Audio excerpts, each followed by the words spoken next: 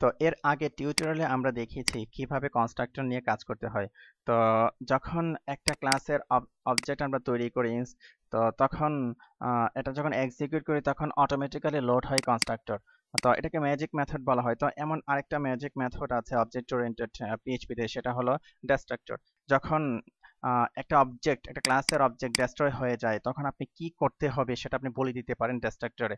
তো এর মাধ্যমে আমরা যে কাজটি করতে পারি রিয়েল লাইফে, সেটা হলো যখন আমরা কোনো সেশন আনসেট করি অথবা ডাটাবেজের কানেকশন ক্লোজ করি, সেটা আমরা এখানে করতে পারি। এবং কারণ হলো সেটা একটা ডিস্ট্রাক্টর প্রপারলি আপনাকে গ্যারান্টি দিবে যে তার ফাংশন অবজেক্টের রেফারেন্স গুলোকে সে ক্লিন করার। তো সেটা কিভাবে করতে হবে আসুন আমরা দেখি।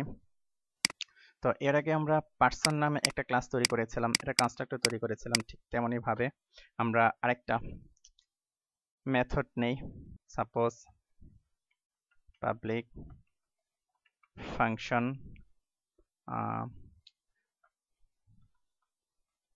set id। আচ্ছা, এখানে আবার দিয়ে নিই একটা property public id set id, আর এখানে রেখে this id equal to কি হবে, এখানে একটা id দিয়ে আমরা ধরবো, ওই নামে ভেরিয়েবলটা দিই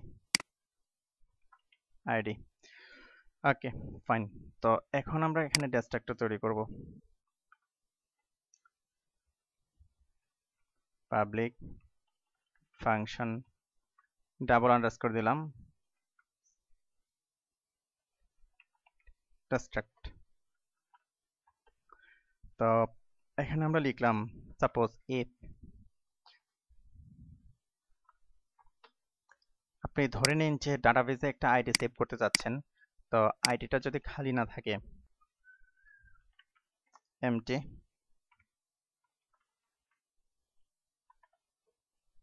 this id, তাহলে সেটা ইকো হবে সেভিং পারসন। ওকে, ফাইন। তো আসুন আমরা কল করছি। সাপোজ ইনস্ট্যান্স তৈরি করা আছে পারসন সেট আইডি। তো আমরা আইডিতে পাঠালাম সাপোজ আমরা 12 পাঠালাম।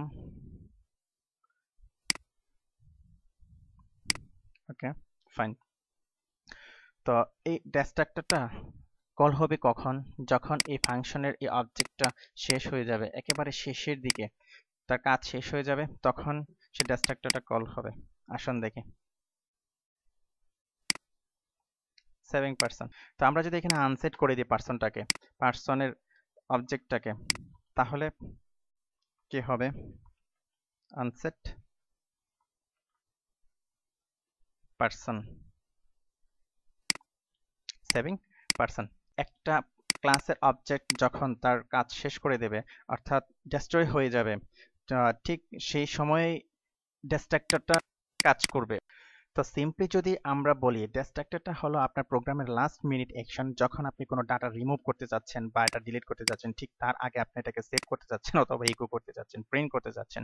তো এর মাধ্যমে আমরা রিয়েল লাইফে যে কাজটি করতে পারি, সাপোজ এখানে আমরা ডিস্ট্রাক্টরের মধ্যে ধরে নিন যে আপনি ডাটাবেস কানেকশন দিলেন। তো এখানে আপনি ডাটাবেস কানেকশনটা ক্লোজ করে দিলেন, সাপোজ এরকম।